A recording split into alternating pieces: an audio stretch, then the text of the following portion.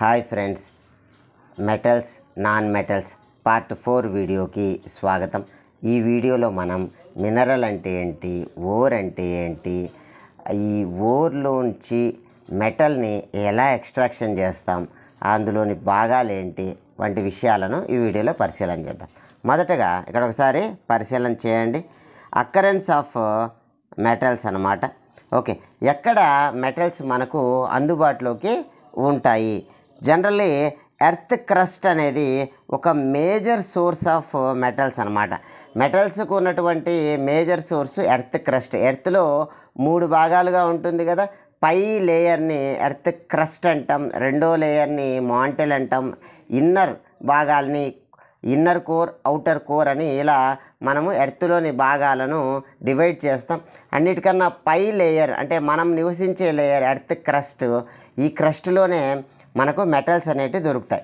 ఇంతేకాకుండా ఇంకా సీ వాటర్లో కూడా కొన్ని రకాల సాల్ట్స్ రూపంలో మెటల్స్ అనేటివి అందుబాటులో ఉంటాయి. ఉదాహరణకి sodium chloride NaCl, magnesium chloride MgCl2 ఈ రూపంలో మనకు మెటల్స్ అనేటివి అందుబాటులో ఉంటాయి. ఓవరాల్గా 2 రకాల సోర్స్ ఇక్కడ చెప్పడం జరిగింది.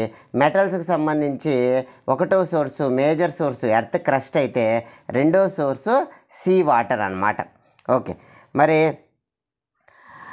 ఇక్కడ మినరల్ అంటే ఏంటి, ఓర్ అంటే ఏంటో మనం పరిశీలన చేద్దాం. The elements or compounds which occur naturally in earth crust. చూడండి, ఎర్త్ క్రస్ట్లో న్యాచురల్గా దొరికి ఎలిమెంటు లేదా కాంపౌండ్ అనేది ఏమంటామంటే మినరల్ అని అంటాం అన్నమాట. మరి మినరల్ నుంచి ఒక రకమైన మెటల్ను మనం ఎక్స్ట్రాక్ట్ చేయగలిగితే అట్లాంటి మినరల్ని మనం ఏమంటామంటే ఓర్ అని అంటాం. ఓర్ చూద్దాం. High percentage of particular metal profitably extended from it, these minerals are called ores అన్నమాట. ఉదాహరణకి మనకు మీనింగ్ఫుల్గా అర్థం కావడం కోసం ఒక ఎగ్జాంపుల్ని మనం పరిశీలన చేద్దాం. ఉదాహరణకి కాపర్ ఐరన్ పైరిటీస్ అనేటువంటి ఒక మినరల్ను మనం పరిశీలన చేద్దాం. చూడండి, CuFeS2 ఇది ఒక మినరల్, కాపర్ ఐరన్ మినరల్. ఇది ఎవరెవరికి మినరల్ అని అంటే కాపర్ అనే మెటల్కి సంబంధించిన మినరల్, ఐరన్ అనే మెటల్కి సంబంధించిన మినరల్, సల్ఫర్ అనే నాన్ మెటల్కి సంబంధించినటువంటి మినరల్. అయితే దీని నుంచి మనం ఏది ఎక్స్ట్రాక్ట్ చేస్తే మనకు ప్రాఫిటబుల్గా ఉంటుంది అని అంటే ఇది కాపర్ని ఎక్స్ట్రాక్ట్ చేయడానికి ప్రాఫిటబుల్ అన్నమాట. సో దీని నుంచి కాపర్ తీస్తే మనకు బజార్లో దొరికే కాపర్ కన్నా ఇది తక్కువ కాస్ట్ పడుతుంది. అలా కాకుండా ఐరన్ను సల్ఫర్ను ఎక్స్ట్రాక్ట్ చేయాలని చూస్తే బజార్లో ఆల్రెడీ ఎగ్జిస్టింగ్లో ఉన్న వస్తువు కన్నా చాలా ఎక్కువ కాస్ట్ దొరుకుతుంది. సో మనం దీని నుంచి తీయడం అనేది మనకు ప్రాఫిటబుల్ కాదనమాట. సో ఇది కాపర్కి సంబంధించి ఓర్. మరి మినరల్ ఎవరికంటే కాపర్కి మినరల్, ఐరన్కి మినరల్, సల్ఫర్కి కూడా మినరల్. సో మూడిటికి సంబంధించిన మినరల్, బట్ ఒక్క మెటల్కి సంబంధించినటువంటి ఓర్. సో ఇది మినరల్కి ఓర్కి తేడా. ఇంకొక ఎగ్జాంపుల్ని కూడా మనం పరిశీలన చేయొచ్చు ఇంకొంత క్లారిటీ కోసం. చూడండి, కార్నలైట్ అనేటువంటి ఒక మినరల్ని ఇక్కడ నేను రాస్తున్నాను. KCl MgCl2 6H2O. ఇది ఎవరెవరికి మినరలు అంటే ఇది పొటాషియానికి సంబంధించిన మినరలు, క్లోరిన్కి సంబంధించి మినరలు, మెగ్నీషియానికి సంబంధించిన మినరల్ అన్నమాట. సో మరి ఈ 3 కంటెంట్స్కి సంబంధించిన మినరల్. బట్ దీని నుంచి మనం ప్రాఫిటబుల్గా దేన్ని ఎక్స్ట్రాక్ట్ చేయగలిస్తే మనకు మంచిది అని అంటే మెగ్నీషియం అనమాట. సో ఇది మెగ్నీషియానికి సంబంధించిన ఓర్, మిగిలిన 3టికి సంబంధించి అన్నిటికి సంబంధించిన మినరల్. సో అదేవిధంగా మరొక ఎగ్జాంపుల్ చూస్తే HGS సిన్నాబార్ అని అంటాం అన్నమాట. ఇది మెర్క్యూరీకి సంబంధించినటువంటి ఓర్. బట్ ఎవరెవరికి మినరల్ అంటే ఇది మెర్క్యూరీకి మినరల్ మరియు సల్ఫర్ కూడా మినరల్. బట్ ఓర్ మాత్రం మెర్క్యూరీకి ఇది ఓర్ అన్నమాట. Okay, right. మినరల్కి ఓర్కి మనకు తేడా అర్థమైంది. మరి నెక్స్ట్ చూద్దాం. ఎక్స్ట్రాక్షన్ ఆఫ్ మెటల్స్ను మనము ఎక్స్ట్రాక్ట్ చేసుకోవడం. ఎర్త్ క్రస్ట్లో దొరుకుతుందని తెలుసుకున్నాం కదా, ఎలా మనము తీసుకుంటాము, ఆ మెటల్ ఫామ్లోకి తెచ్చుకోవడం ఎలా అనే దశలను ఇక్కడ మనం మాట్లాడుకున్నాం. Okay, we learn reactive series. మనం ముందు వీడియోలో మెటల్స్కి సంబంధించిన ఒక రియాక్టివ్ సిరీస్ గురించి మాట్లాడుకున్నాం. అవి ఎలా మనము అరేంజ్ చేయడం జరిగింది అని అంటే, ఒక ఆటం అనేది, ఒక సబ్స్టెన్స్ అనేది ఆక్సిజన్తో ఎలా రియాక్ట్ అవుతుంది, కోల్డ్ వాటర్తో ఎలా రియాక్ట్ అవుతుంది, హాట్ వాటర్తో ఎలా రియాక్ట్ అవుతుంది, స్టీమ్తో ఎలా రియాక్ట్ అవుతుంది, యాసిడ్స్తో ఎలా రియాక్ట్ అవుతుంది, డిస్ప్లేస్మెంట్ రియాక్షన్లలో ఎలా రియాక్ట్ అవుతుంది, ఇలాంటి రకరకాల వేరియస్ రియాక్షన్స్ను మనం అబ్జర్వ్ చేసి ఒక రియాక్టివ్ సిరీస్ని మనము అరేంజ్ చేయడం జరిగిందనమాట. సో ఆ నాలెడ్జ్ని యూజ్ చేసుకొని మనము మెటల్స్ను ఓర్ నుండి ఎక్స్ట్రాక్ట్ చేసేటువంటి విధానాన్ని ఆ రియాక్టివ్ సిరీస్ ఆధారంగా మనం నేర్చుకునే ప్రయత్నం చేద్దాం. సో ఏవైతే తక్కువ రియాక్టివిటీ ఉంటాయో అలాంటి మెటల్స్ ఏవైతే ఉన్నాయో అవి ఫ్రీ స్టేట్లో దొరుకుతాయి. ఫ్రీ స్టేట్లో దొరకడము అని అంటే, ఉదాహరణకి గోల్డ్ తీసుకుంటే, గోల్డ్ అనేది గోల్డ్ ఫామ్లోనే దొరుకుతుంది. మనకి ఎర్త్ క్రస్ట్లో ఉంటుంది. మనం మైనింగ్ చేసి బయటికి తీస్తాం. ఆ మైనింగ్ చేసే ప్రాసెస్తో గోల్డ్తో పాటు సమ్ ఇంప్యూరిటీస్ అనేటి, శాండు, మట్టి, రకరకాల ఇంప్యూరిటీస్, మనకు కావాల్సిన మెటల్ కాకుండా మిగిలిన సబ్స్టెన్స్ ఏమున్నా మనం ఏంగా కన్సిడర్ చేస్తామంటే ఇంప్యూరిటీస్గా కన్సిడర్ చేస్తాం. ఈ ఇంప్యూరిటీస్కి టెక్నికల్లీ గాంగ్ అనేటువంటి పేరు కూడా కలదనమాట. సో మనకు గోల్డ్ ఉంది, గోల్డ్తో పాటు కొంత శాండ్ ఉంది. అంతేగాని గోల్డ్ అనేది గోల్డ్ ఆక్సైడ్ గానో, గోల్డ్ కార్బైడ్ గానో, గోల్డ్ సల్ఫైడ్ గానో కాకుండా గోల్డ్గానే దొరుకుతుంది. ఇది ఫ్రీ స్టేట్ అనమాట. ఓకే, ఇది ఇలా దొరకడాన్ని ఫ్రీ స్టేట్ అంటాం. ఇలా ఏమేమి దొరుకుతాయంటే జనరల్లీ గోల్డ్, ప్లాటినం అనేటి ఇలా ఫ్రీ స్టేట్లో దొరుకుతాయి. కొన్ని సందర్భాల్లో సిల్వర్, కాపర్ అనేటి ఫ్రీ స్టేట్లో దొరుకుతాయి. మరికొన్ని సందర్భాల్లో ఈ కాపర్ యొక్క సల్ఫైడ్ ఫామ్లోనో, కాపర్ యొక్క ఆక్సైడ్ ఫామ్లోనో, లేదా సిల్వర్ యొక్క సల్ఫైడ్ ఫామ్లోనో, ఆక్సైడ్ ఫామ్లోనో కూడా లభిస్తాయి అన్నమాట. మొత్తం మీద రియాక్టివిటీ తక్కువ ఉన్నవి ఫ్రీ స్టేట్లో, అంటే వాటి యొక్క ఆక్సైడ్లుగానో, కార్బోనేట్లుగానో, సల్ఫైడ్లుగానో కాకుండా ఆ మెటల్గానే దొరికేటువంటి స్థితిని ఫ్రీ స్టేట్ అంటాం అన్నమాట. అలా దొరుకుతాయి. మరి రియాక్టివిటీ ఎక్కువ ఉన్నవి ఫ్రీ స్టేట్లో దొరుకుతాయా అని అంటే, ఉదాహరణకి ఇక్కడ రియాక్టివిటీ ఎక్కువ ఉన్న కొన్ని మెటల్ చెప్పడం జరిగింది. Potassium, sodium, calcium, magnesium, aluminium. ఇవి రియాక్టివిటీ చాలా ఎక్కువ. ఇవి ఎయిర్తోనే రియాక్ట్ అవుతున్నట్టుగా మనం చూసాం. పొటాషియం, సోడియం అనేటి ఎంత విగరస్గా రియాక్ట్ అయ్యేది మనం గత వీడియోలో చూడడం జరిగింది. ఇవి ఫ్రీ స్టేట్లో దొరకడం అనేది సాధ్యమయ్యే విషయం కాదనమాట. సో ఎందుకంటే వీటి యొక్క రియాక్టివిటీ చాలా ఎక్కువ. ఇక్కడ మనము రియాక్టివిటీ సిరీస్ను అబ్జర్వ్ చేయడం జరుగుతుంది. గమనించండి. ఓకే, మనం తక్కువ రియాక్టివిటీ నుంచి ఎక్కువ రియాక్టివిటీకి వస్తే చూడండి, ఇవి ఫౌండ్ ఇన్ నేటివ్ స్టేట్ లేదా ఫ్రీ స్టేట్లో దొరుకుతాయి తక్కువ రియాక్టివిటీ ఉన్నవి. ఏంటేంటి తక్కువ రియాక్టివిటీ ఉన్నాయంటే మెర్క్యూరీ, సిల్వర్ మరియు గోల్డ్, ప్లాటినం అనేటి తక్కువ రియాక్టివిటీ ఉన్నవి. మోడరేట్ రియాక్టివిటీ ఉన్నవి చూద్దాం ఒకసారి. ఇవి ఎలా మనము ఎక్స్ట్రాక్ట్ చేస్తారంటే రిడక్షన్ బై యూజింగ్ కార్బన్ అన్నమాట. కార్బన్ను రిడక్షన్ రియేజెంట్గా యూజ్ చేసుకొని ఆ మెటల్ అనేది, క్రూడ్ మెటల్ని మనం ఎక్స్ట్రాక్షన్ అనేది చేయడం జరుగుతుంది. ఉదాహరణకు ఇక్కడ జింక్, ఐరన్, లెడ్ మరియు కాపర్ అన్నమాట. మరి హై రియాక్టివిటీ ఉన్నవి చూస్తే potassium, sodium, calcium, magnesium, aluminium. వీటి యొక్క రియాక్టివిటీ చాలా ఎక్కువ. ఇవి ఎలా మనం ఎక్స్ట్రాక్షన్ చేస్తామంటే రిడక్షన్ బై ఎలక్ట్రోలైసిస్ అన్నమాట. ఎలక్ట్రోలైసిస్ అంటే electro means electricity, lysis means విడగొట్టడం. సో కరెంటు పంపి విడగొట్టే పద్ధతి ద్వారా మనం వీటిని సేకరిస్తాం. సో ఈ రియాక్టివిటీ సిరీస్ నేర్చుకోవడం అనేది మనకు చాలా చాలా ఉపయోగం. అందుకోసం ఒక చిన్న నిమోనిక్ ఇక్కడ ప్రస్తావించడం జరుగుతుంది. ఉపయోగపడితే ఉపయోగించుకునే ప్రయత్నం చేయండి. ఉదాహరణకి చూడండి, ఒక జీప్ ఉంది. ఆ జీపును కనక మొగ్గల మాలలతో మనం అలంకరించి ఉండాం. ఓకే, ఆ కథ చూద్దాం. ఓకే, కనక మొగ్గల మాలలు చూడండి, కనక మొగ్గల మాలలు, ఆలలు, కనక మొగ్గల మాలలు వేసుకున్నటువంటి ఒక జీప్కు అలంకరించినాం. చూడండి, ఇక్కడ జీప్కు అలంకరిస్తే మనం ఎక్కడికి వెళ్తున్నామంటే పబ్కి వెళ్తున్నాం అనమాట. పబ్కి వెళ్తే అక్కడ ఉన్నటువంటి వాచ్మెన్ ఏం చేశారు అని అంటే మెర్క్యూరీ, సిల్వర్ లాంటి చీప్ మెటల్స్ను ధరించిన వాళ్ళు లోపలికి రావాకండి. కేవలము గోల్డ్, ప్లాటినం లాంటి రిచ్ మెటల్స్ ధరించిన వాళ్ళు మాత్రమే దీంట్లోకి రండి అనేటువంటి ఒక చిన్న నిమోనిక్ చెప్పడం జరుగుతుంది. ఇలా ఏదైనా సరే మనము ఒక విషయాన్ని గుర్తుంచుకోవడానికి దేంతో ఒక దాంతో కోరిలేట్ చేసి నేర్చుకుంటే సులభంగా ఉంటుందనే ప్రయత్నము. ఓకే, మీకు నిమోనిక్ ఏదైనా ఈ విషయం మీద తెలిస్తే దాన్ని కామెంట్ సెక్షన్లో తెలియజేయగలరు అనమాట. సో ఈ విధంగా మనం highly reactivity, moderate reactivity, less reactivity ఉన్నవి డిఫరెంట్ మేనర్లో మనం కలెక్ట్ చేసే ప్రయత్నం అనేది చేస్తామన్నమాట. ఓకే, ఇక్కడ లీస్ట్ రియాక్టివిటీ ఉన్నవి ఫ్రీ స్టేట్లో దొరుకుతాయి. హై రియాక్టివిటీ ఉన్నవి ఫ్రీ స్టేట్లో అస్సలు దొరకవు అని నేర్చుకున్నాం. వాటిని ఎలక్ట్రోలైసిస్ ప్రాసెస్ ద్వారా ఎక్స్ట్రాక్ట్ చేస్తామని నేర్చుకున్నాం.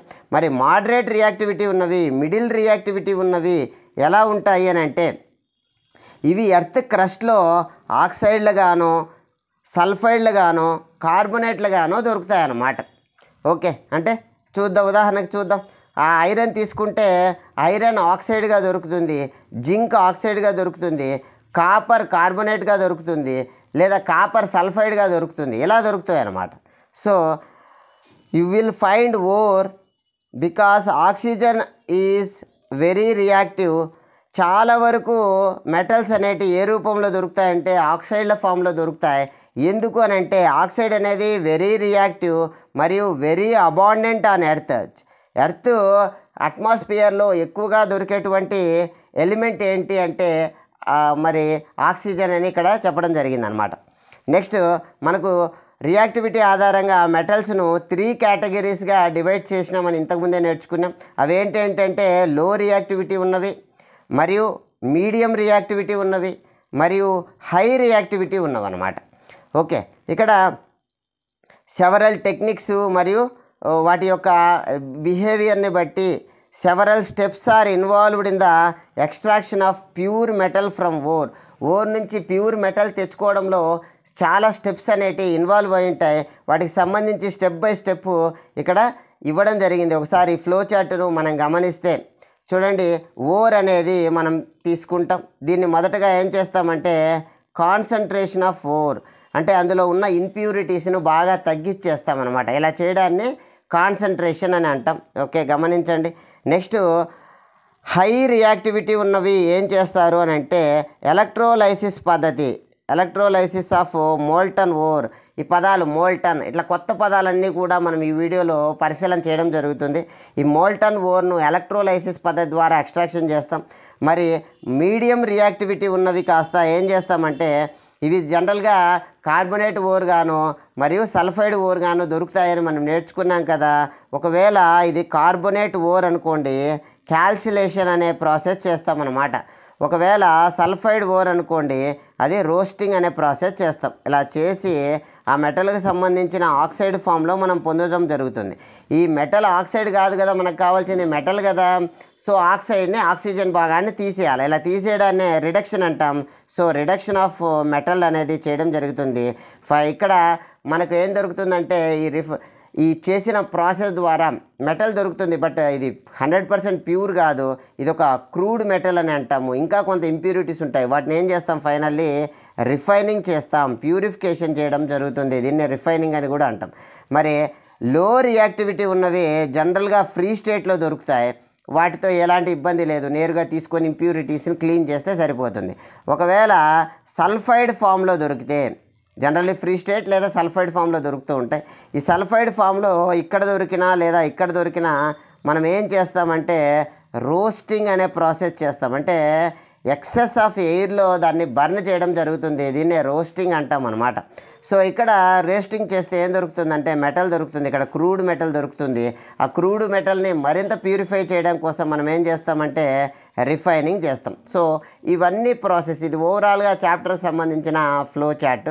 ఈ ప్రాసెస్లన్నీ కూడా మనం ఇక్కడ అబ్జర్వ్ చేయడం జరుగుతుంది. ఫైనల్లీ ఇప్పటి వరకు ఏమైతే నేర్చుకున్నామో వాటికి సంబంధించి కొన్ని ప్రశ్నలు అడగడం జరుగుతుంది. వాటికి సంబంధించిన ఆన్సర్లు కామెంట్ సెక్షన్లో తెలియజేయడానికే ప్రయత్నం చేయండి అన్నమాట.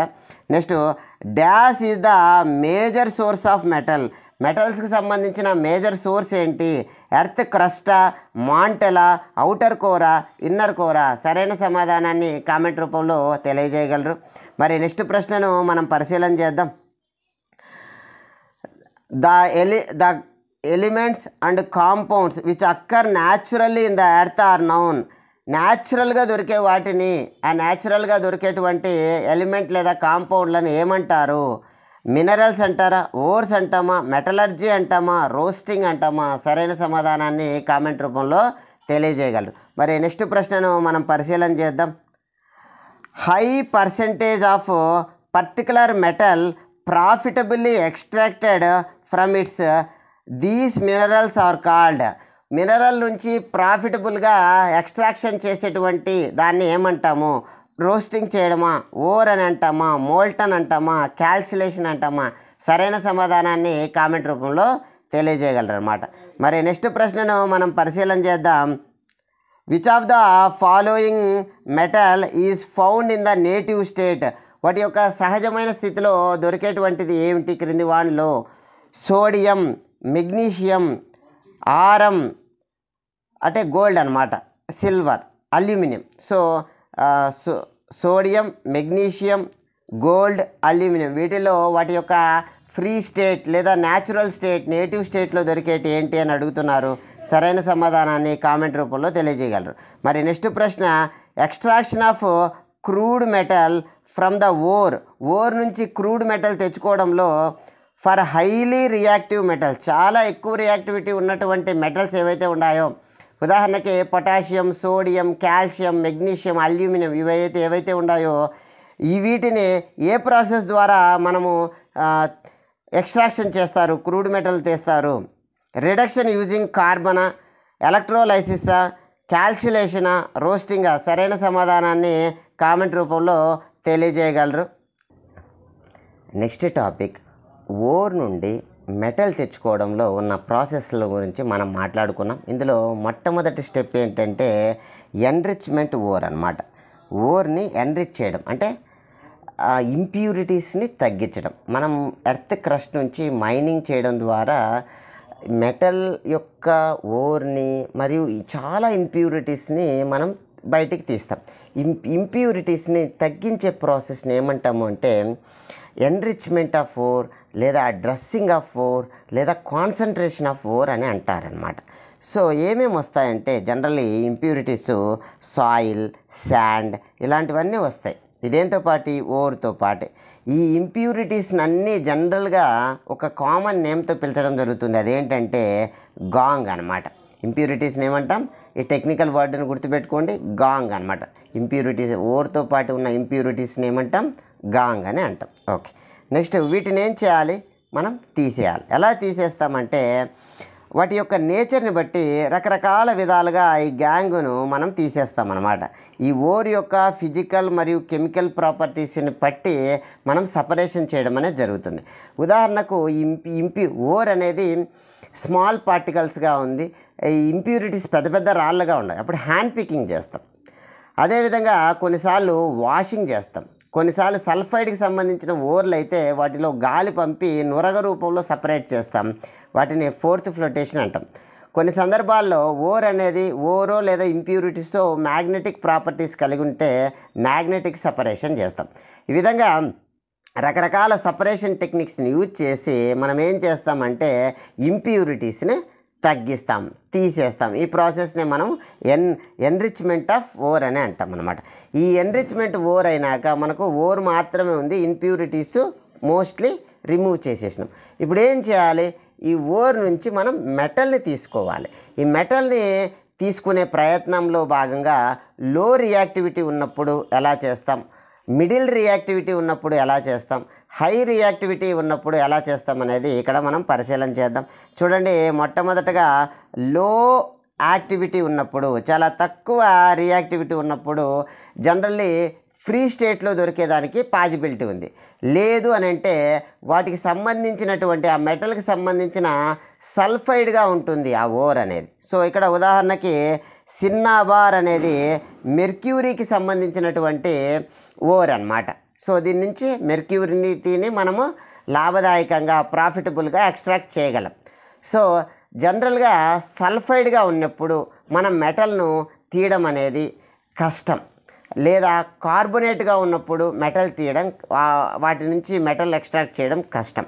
మరి ఎలాంటప్పుడు మనం మెటల్ను ఎక్స్ట్రాక్ట్ చేయడము సులభము అని అంటే సల్ఫైడ్ ఫామ్లో ఉన్నప్పుడు, కార్బొనేట్ ఫామ్లో ఉన్నప్పుడు తీయడం కష్టం కదా. మరి ఎలాంటప్పుడు అంటే వాటి యొక్క ఆక్సైడ్ల ఫామ్లో ఉన్నప్పుడు మనం మెటల్ని ఎక్స్ట్రాక్ట్ చేయడం ఈజీ అనమాట. సో కాబట్టి సల్ఫైడ్ ఫామ్లో ఉన్న లేదా కార్బొనేట్ ఫామ్లో ఉన్న ఇలాంటప్పుడు ఏం చేస్తామంటే వాటిని మొదటగా ఆక్సైడ్లుగా మారుస్తాం.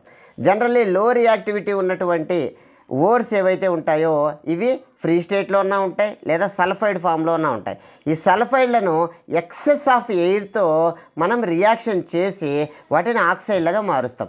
ఇలా ఎక్సెస్ ఆఫ్ ఎయిర్తో రియాక్షన్ చేసేటువంటి ప్రాసెస్నే రోస్టింగ్ అని కూడా అంటాం అన్నమాట. ఇక్కడ ఒకసారి పరిశీలన చేయండి. మెర్క్యూరీ సల్ఫైడ్ అనేది సాలిడ్ ఫామ్లో ఉంటుంది.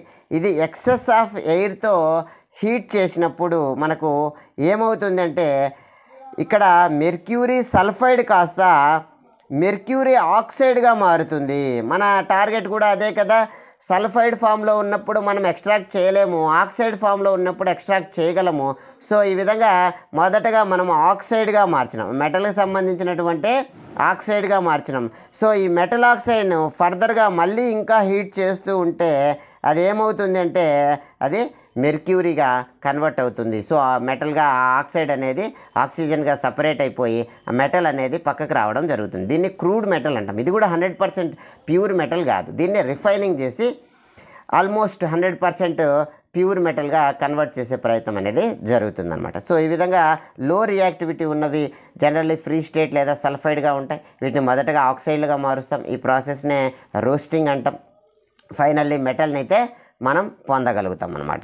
అదేవిధంగా మరొక ఎగ్జాంపుల్, ఇక్కడ లో రియాక్టివిటీ ఉన్న మరొక రియాక్టివిటీని మనం పరిశీలన చేస్తే కాపర్ అనేది ఒక లో రియాక్టివిటీ. దీనికి సంబంధించి ఇది ఎలా దొరుకుతుందంటే మైనింగ్ చేసినప్పుడు కాపర్ సల్ఫైడ్గా మనకు దొరకడం జరుగుతుంది. దీన్ని ఎక్సెస్ ఆఫ్ ఎయిర్తో రియాక్ట్ చేయడం వల్ల, ఇలా ఎక్సెస్ ఆఫ్ ఎయిర్తో రియాక్ట్ చేసే ప్రాసెస్నే రోస్టింగ్ అంటామని నేర్చుకున్నాం. ఇక్కడ ఉన్న సల్ఫైడ్ భాగం కాస్త సల్ఫైడ్గా ఉన్నటువంటి ఓర్ కాస్త ఏంగా మారింది అంటే ఆక్సైడ్గా మారింది. ఇలా ఆక్సైడ్గా మారినప్పుడు మనం మెటల్ పొందడం సులభం అని నేర్చుకున్నాం. సో ఫైనల్లీ ఈ ప్రాసెస్లో ఉదాహరణకి 1 kg ఆఫ్ కాపర్ సల్ఫైడ్ ఉంది అని అనుకుంటే కొద్ది భాగం అది కాపర్ ఆక్సైడ్గా మారేంత వరకు మనం బర్న్ చేస్తే చాలు. మిగిలిందంతా కూడా మిగిలిన కాపర్ సల్ఫైడ్ అనేది ఈ కొద్ది భాగం కాపర్ ఆక్సైడ్తో రియాక్ట్ అయ్యి ఆటో రిడక్షన్ జరుగుతుంది అనేది మనం ఇక్కడ తెలుసుకోవాలి. ఇలా ఆటో రిడక్షన్ జరిగి కాపర్ అనేది సపరేట్ అవుతుంది. సో ఈ విధంగా ఇది ఒక ఆటో రిడక్షన్ లేదా సెల్ఫ్ రిడక్షన్ రియాక్షన్గా మనం చెప్పుకోవచ్చు. Okay, next reactivity. Middle reactivity ఉన్నటువంటి మెటల్స్ ఏవైతే ఉన్నాయో, మిడిల్ రియాక్టివిటీ ఉన్న మెటల్స్ని ఒక్కసారి మనం రాసే ప్రయత్నం చేద్దాం. జీఫ్లో పబ్బు కన్యం నేర్చుకున్నాం కదా. జింకు, ఎఫ్ఈ, ఐరన్ మరియు లెడ్ లేదా ప్లంబం, కాపర్, ఇవి మిడిల్ రియాక్టివిటీ ఉన్నవి. ఇలా మిడిల్ రియాక్టివిటీ ఉన్నవి జనరల్గా ఫ్రీ స్టేట్లో మనకు దొరకవు. మరి ఎలా దొరుకుతాయా అంటే వాటి యొక్క సల్ఫైడ్లుగానో లేదా వాటి యొక్క కార్బొనేట్లుగానో దొరుకుతాయి. ఇంతవరకు మనం నేర్చుకున్నాం ఏవైతే సల్ఫైడ్గా ఉంటాయో వాటిని ఎక్సెస్ ఆఫ్ ఎయిర్తో రియాక్షన్ చేస్తే ఆ మెటల్కి సంబంధించిన ఆక్సైడ్లుగా మారుతాయి. ఈ ప్రాసెస్ని మనం రోస్టింగ్ అని నేర్చుకున్నాం. మరి కార్బొనేట్లతో వాటి యొక్క కార్బొనేట్లుగా, ఉదాహరణకి జింక్ ఉంది, జింక్ కార్బొనేట్గా మనకు దొరికితే అలాంటప్పుడు మనం ఏం చేయాలంటే లిమిటెడ్ ఎయిర్తో దాన్ని మనం ఏం చేయాలంటే బర్న్ చేయాలి. అలా చేసినప్పుడు ఏమవుతుందంటే వాటి యొక్క ఆక్సైడ్లుగా మారుతుంది. ఇలా లిమిటెడ్ ఎయిర్తో బర్న్ చేయడాన్ని మనం ఏమంటామంటే క్యాల్సిలేషన్ అంటాం అన్నమాట. ఉదాహరణకు డైలీ లైఫ్లో మనం అర్థం చేసుకోవడం కోసం ఎక్సెస్ ఆఫ్ ఎయిర్ అంటే ఏంటి, లిమిటెడ్ ఎయిర్ అంటే ఏంటి అనేది ఒక అనాలజీగా అర్థం చేసుకోవడం కోసం మనం ఏదైనా ఒక కూరను కళాయిలో పెట్టి వేడి చేస్తున్నామంటే పై భాగంలో గాలి కూడా తగులుతుంటుంది. ఎంత గాలి కావాలో అంత గాలి తగులుతుంది. మరి కుక్కర్లో చేసి వేడి చేసినప్పుడు అక్కడ లిమిటెడ్ ఎయిరే దానికి అందుబాటులో ఉంటుంది. ఇలా ఎక్సెస్ ఆఫ్ కళాయిలో వేడి చేయడం అనేది రోస్టింగ్గా మనం భావిస్తే, కుక్కర్లో పెట్టి వేడి చేయడాన్ని మనం క్యాల్సిలేషన్గా భావించవచ్చు. ఓకే, నెక్స్ట్ ఇక్కడ ఒకసారి మనం పరిశీలన చేద్దాం. మొత్తం మీద ఈ సల్ఫైడ్గా ఉన్నా కానీ లేదా కార్బొనేట్గా ఉన్నా కానీ మనం ఏం చేయాలంటే వాటి యొక్క మెటల్ ఆక్సైడ్లుగా మార్చాలి. చూద్దాం. రోస్టింగ్ అనేది జింక్ అనేది ఇక్కడ వాటి యొక్క సల్ఫైడ్ ఫామ్లో ఉంది కాబట్టి మనం ఏం చేయాలంటే ఎక్సెస్ ఆఫ్ ఎయిర్తో రియాక్షన్ చేసి ఆ ఓర్కి సంబంధించి మెటల్ ఆక్సైడ్ని మనం పొందడం అనేది జరగాలన్నమాట. సో అదేవిధంగా దీన్ని రోస్టింగ్ అని అంటాం. ఇది ఎలాంటప్పుడు జరుగుతుందంటే ఓర్ అనేది సల్ఫైడ్గా ఉన్నప్పుడు జరుగుతుంది. మరి క్యాల్కులేషన్ ఎప్పుడు అంటే ఆ మెటల్కి సంబంధించిన కార్బొనేట్ ఫామ్లో ఓర్ అనేది ఉన్నప్పుడు ఆ మెటల్కి సంబంధించిన ఆక్సైడ్ను మనం పొందాలి అని అంటే అప్పుడు లిమిటెడ్ ఎయిర్లో దాన్ని బర్న్ చేయాలి, హీట్ చేయాలన్నమాట. సో ఇలా హీట్ చేసే ప్రాసెస్ని మనం ఏమంటామంటే క్యాల్కులేషన్ అంటాం. ఎక్సెస్ ఆఫ్ ఎయిర్తో హీట్ చేసే ప్రాసెస్ని రోస్టింగ్ అంటాం. లిమిటెడ్ ఎయిర్తో హీట్ చేసే ప్రాసెస్ని క్యాల్కులేషన్ అంటాం. రోస్టింగ్ అనేది ఎప్పుడు చేస్తామంటే ఓర్ అనేది సల్ఫైడ్ అయినప్పుడు, మరి క్యాల్కులేషన్ ఎప్పుడు చేస్తామంటే కార్బొనేట్ అయినప్పుడు. పేరులోనే సిసి అనేది గుర్తుపెట్టుకోండి. కార్బొనేట్లు అయినప్పుడు క్యాల్కులేషన్ అనేది గుర్తుపెట్టుకుంటే, సల్ఫైడ్ అయినప్పుడు రోస్టింగ్ అనేది మనకు గుర్తుంటుంది అనమాట. ఓకే, నెక్స్ట్ ఇలా ఫైనల్లీ మనం క్యాల్కులేషన్ అన్నా చేయనివ్వండి లేదా రోస్టింగ్ అన్నా చేయనివ్వండి. రోస్టింగ్ కానీ క్యాల్కులేషన్ కానీ ఏది చేసినా మన టార్గెట్ ఏంటి అంటే ఆ మెటల్కి సంబంధించిన ఆక్సైడ్ పొందడం. సో ఫైనల్లీ మనం మెటల్కి సంబంధించిన ఆక్సైడ్ అయితే మన కాడ సిద్ధంగా ఉంది. ఇప్పుడు మెటల్ ఆక్సైడ్ని ఏం చేయాలి? మెటల్గా మార్చాలి. ఇలా మెటల్గా మార్చాలంటే ఆక్సిజన్ని రిమూవ్ చేయాలి. ఇలా ఆక్సిజన్ని రిమూవ్ చేసే ప్రాసెస్నే రిడక్షన్ అంటాం.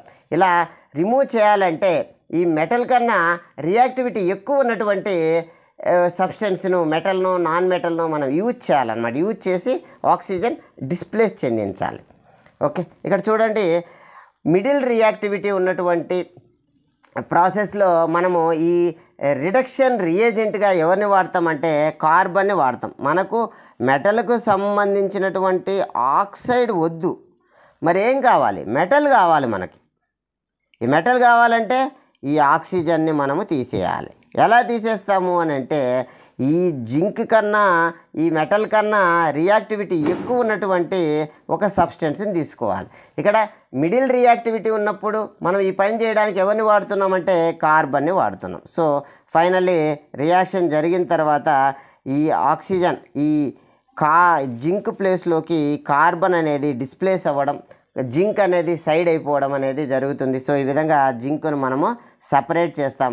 ఈ రియాక్షన్లో ఎవరు ఏంగా మారినారు అంటే జింకుకు మొదటగా ఆక్సిజన్ ఉంది, తర్వాత ఆక్సిజన్ లేదు, ఆక్సిజన్ని లాస్ అయింది. ఈ విధంగా ఆక్సిజన్ని లాస్ అవ్వడాన్ని ఏమంటాము అని అంటే లాస్ ఆఫ్ ఆక్సిజన్ని రిడక్షన్ అని అంటాము. అదేవిధంగా ఇక్కడ కార్బన్ ఏమైందంటే మొదట కార్బన్కి ఆక్సిజన్ లేదు, తర్వాత ఆక్సిజన్ జత అయింది. సో ఈ విధంగా ఆక్సిజన్ యాడ్ అవ్వడాన్ని ఆక్సిడేషన్ అంటాం. ఇక్కడ కార్బన్ ఆక్సిడేషన్ చెందింది, జింక్ రిడక్షన్ చెందింది. మరి రిడక్షన్ చెందడానికి ఎవరు సహాయం చేసినారంటే కార్బన్ చేసింది.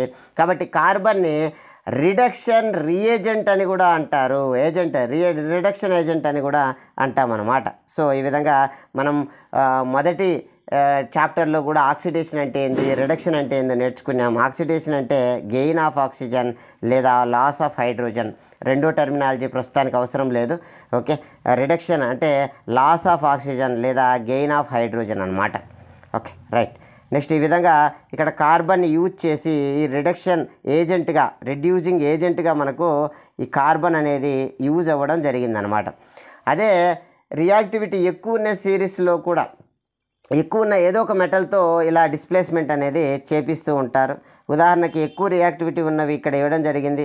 సోడియం, కాల్షియం, అల్యూమినియం ఇలాంటి వాటిని యూజ్ చేసి ఈ డిస్ప్లేస్మెంట్ రియాక్షన్ చేపిస్తాం. ఇది ఒక డిస్ప్లేస్మెంట్ రియాక్షన్, గుర్తుందా? చూడండి ఎలా displacement reaction A X plus B ఫామ్లో ఉన్నది కాస్త రియాక్షన్ జరిగిన తర్వాత బిఎక్స్ ప్లస్ ఏగా మారితే దాన్ని డిస్ప్లేస్మెంట్ రియాక్షన్ అంటాం. ఇక్కడ ఏ ప్లేస్లోకి బి అనేది ఏ కన్నా బి రియాక్టివిటీ ఎక్కువ ఉన్నప్పుడు అలా ఏను సైడ్ చేసేస్తుంది. దీనే డిస్ప్లేస్మెంట్ రియాక్షన్ అని మనము ఫస్ట్ చాప్టర్లో కూడా నేర్చుకోవడం జరిగింది. ఎవరు డిస్ప్లేస్ చేయగలరు అంటే ఆల్రెడీ ఎగ్జిస్టింగ్లో ఉన్న మెటల్ ఆక్సైడ్ కన్నా హై రియాక్టివిటీ ఉన్నటువంటివి రీప్లేస్ చేయగలవు. ఎవరు ఇక్కడ సాధారణంగా అంటే సోడియం, పొటాషియం, కాల్షియం, అల్యూమినియం అనేవి రీప్లేస్ చేయగలవు. ఇక్కడ ఒక ఇంపార్టెంట్ రియాక్షన్స్ను ఇక్కడ మనం పరిశీలన చేస్తాం. ఉదాహరణకి అల్యూమినియం అనే మ్యాంగనీస్ కన్నా ఎక్కువ రియాక్టివిటీ ఉన్న ఒక మెటల్ అన్నమాట. సో ఇక్కడ ఏం చేస్తుందంటే ఈ అల్యూమినియం అనేది ఈ మ్యాంగనీస్ ప్లేస్లోకి వెళ్తుంది. మ్యాంగనీస్ అనేది డిస్ప్లేస్ అవుతుంది. సో సపరేట్ అయిపోతుంది, అల్యూమినియం ఆక్సైడ్ అనేది ఏర్పడుతుంది. మనకు డైలీ లైఫ్లో ఉపయోగపడే మరొక ముఖ్యమైన రియాక్షన్ కూడా ఒక డిస్ప్లేస్మెంట్ రియాక్షనే, అది థర్మిట్ ప్రాసెస్ అన్నమాట. ఈ థర్మైట్ ప్రాసెస్ అనేది రైల్వే ట్రాక్స్లో బ్రేకింగ్స్ వచ్చినప్పుడు ఏం చేస్తామంటే, మరియు క్రాక్స్ ఏమైనా వచ్చినప్పుడు, వాటి మధ్య గ్యాప్స్ వచ్చినప్పుడు ఫిల్ చేయడానికి ఈ రియాక్టివిటీ వాడతారు. మొదటగా ఈ రియాక్టివిటీని చూసి తర్వాత ఈ రియాక్టివిటీకి సంబంధించిన ఈక్వేషన్ను మనం పరిశీలన చేద్దాం. ఇక్కడ ఒకసారి పరిశీలన చేయండి. ఇనుప కమ్మీల మధ్య గ్యాప్ ఇవ్వడం ఉందన్నమాట రైల్వే ట్రాక్స్ మధ్యలో. ఈ గ్యాప్ను ఇలా వదిలేస్తే ప్రమాదం కదా, కాబట్టి మనం ఫిల్ చేయాలి. ఎలా ఫిల్ చేస్తాము అనేది ఒకసారి మనం పరిశీలన చేద్దాం. గమనించండి. ఓకే, ఇక్కడ ఒక అచ్చులు తీసుకోవడం జరిగింది, తర్వాత ఒక పౌడర్ తీసుకోవడం జరిగింది. ఈ పౌడర్ ఏంటి అంటే ఐరన్ ఆక్సైడ్ అనమాట, Fe2O3 ఐరన్ ఆక్సైడ్ లేదా ఫెర్రిక్ ఆక్సైడ్ అని కూడా అంటాం. ఈ పౌడర్ని ఇందులో ఉంచి ఈ ఐరన్ కన్నా హై రియాక్టివిటీ ఉన్న అల్యూమినియాన్ని ఇందులో ఉంచడం జరుగుతుంది. మొదటగా అయితే ఐరన్ ఆక్సైడ్ ఉంచుతున్నాం. తర్వాత ఇప్పుడు ఏం చేస్తున్నామంటే అల్యూమినియం యొక్క పౌడర్ని ఇక్కడ ఉంచడం జరిగింది. ఇక్కడ కొద్దిగా మనం మొదట వేడి చేస్తే ఆ తర్వాత చాలా ఎక్కువ వేడి ఇది ఇస్తుంది అనమాట.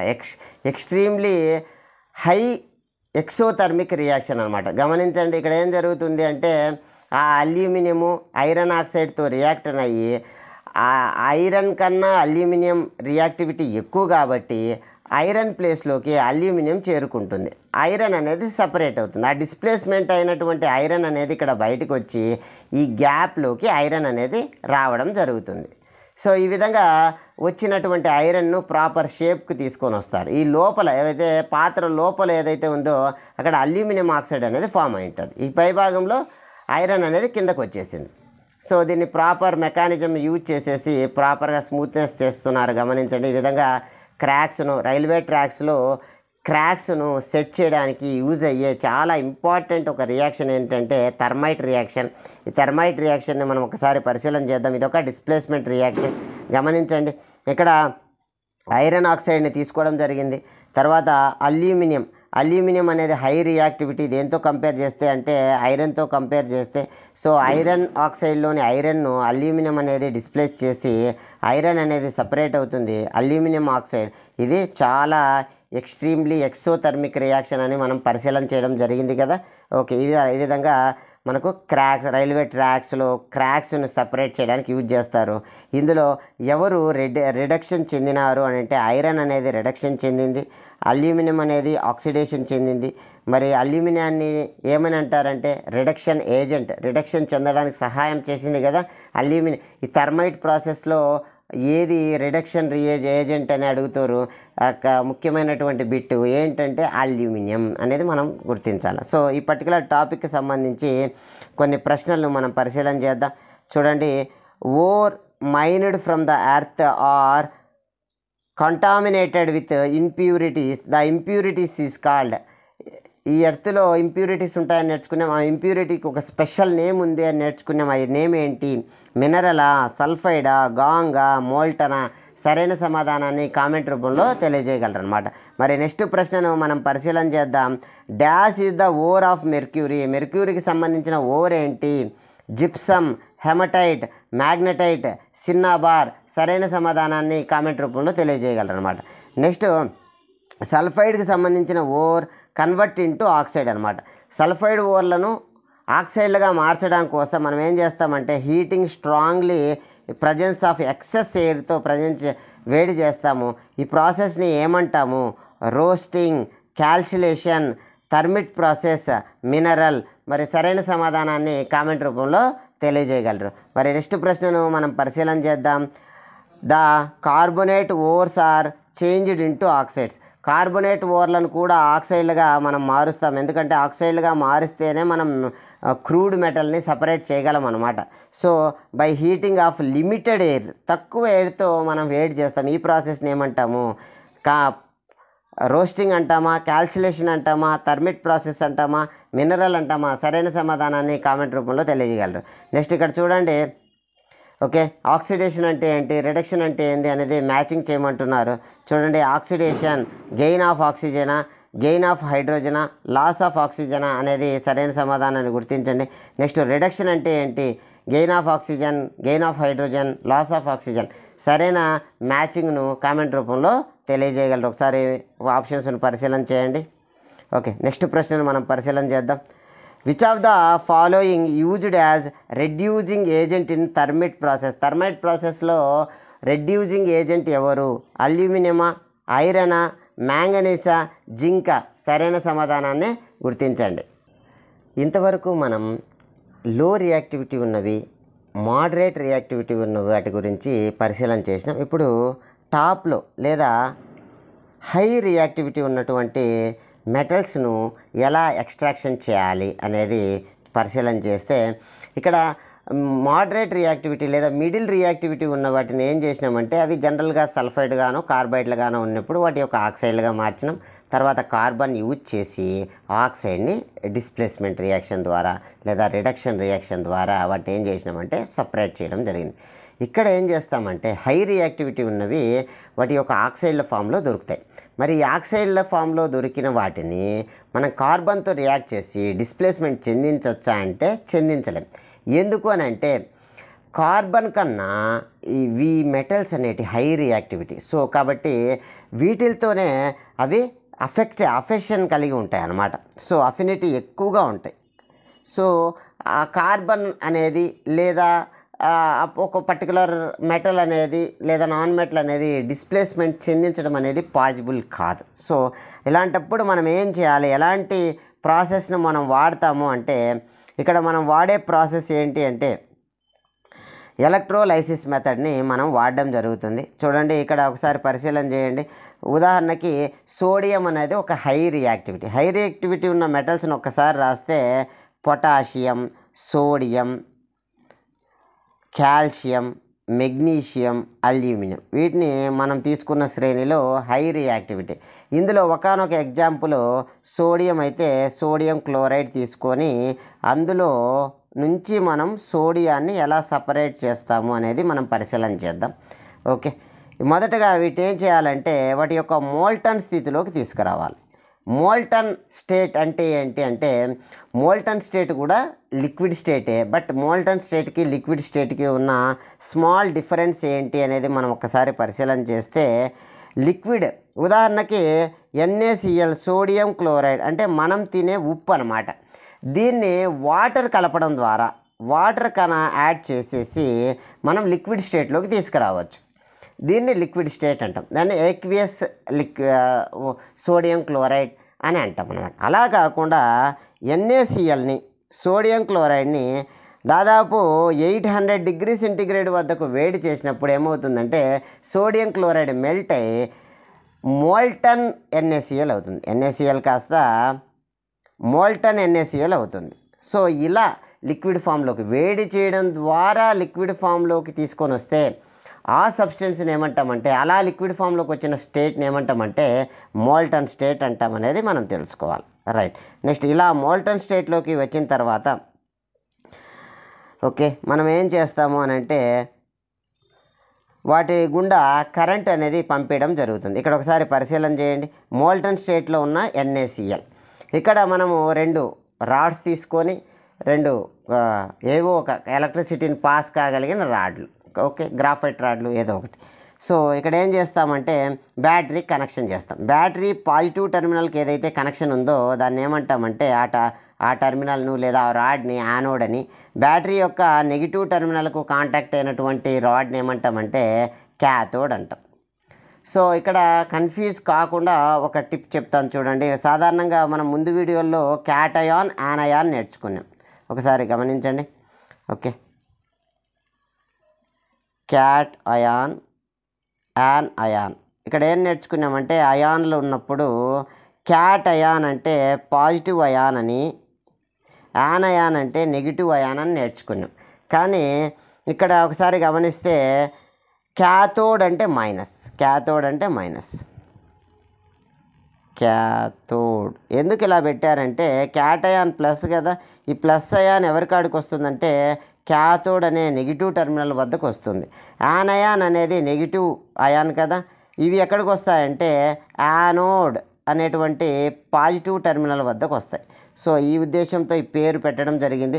ఇక్కడ క్యాటయాన్ అన్నప్పుడు పాజిటివ్ అయాన్ అని, క్యాథోడ్ అంటే నెగిటివ్, అది ఒక నెగిటివ్ ఎలక్ట్రోడ్ అని, అదేవిధంగా యానయాన్ అంటే నెగిటివ్ అయాన్ అని, యానోడ్ అంటే పాజిటివ్ టెర్మినల్ అని మనం గుర్తుపెట్టుకోవాలన్నమాట. Right, okay. ఇక్కడ మోల్టన్ స్థితిలో ఇలా ఉంది కదా, ఇక్కడ సాధారణంగా ఏం చేస్తాయంటే పాజిటివ్ అయాన్స్ ఏవైతే ఉన్నాయో, NaCl అనేది అయానిక్ బాండ్ కాబట్టి అవి ఒక మాలిక్యూల్ ఫామ్లో కాకుండా Na+Cl- అనే ఒక చార్జెస్ రూపంలో, అయాన్స్ రూపంలో ఒక స్ట్రాంగ్ ఇంటరాక్షన్ వాటి మధ్య ఉంటుంది. ఈ స్ట్రాంగ్ ఎలక్ట్రోస్టాటిక్ ఇంటరాక్షన్నే మనం అయానిక్ బాండ్ అని నేర్చుకున్నాం. సో ఇప్పుడైతే మనం ఎలక్ట్రిసిటీని బయట నుంచి పంపుతున్నామో చూడండి, ఎలక్ట్రోలైసిస్, ఎలక్ట్రిసిటీ పంపి విడగొట్టడం అనమాట. ఓకే, లేదా ఓకే ఎలక్ట్రోలైటిక్ రిఫైనింగ్ అని అనుకుంటారు. సో Na+లన్నీ ఎక్కడికి వెళ్తాయి అని అంటే నెగిటివ్ టెర్మినల్ వద్దకు వెళ్తాయి. So Na+. అదేవిధంగా క్లోరిన్ Cl- ఎక్కడికి వస్తాయంటే యానోడ్ వద్దకు లేదా పాజిటివ్ టెర్మినల్ వద్దకు వస్తాయి, ఇలా వస్తాయి అన్నమాట. సో ఇక్కడ ఏం జరుగుతుంది అంటే రెండు Cl- కలుసుకొని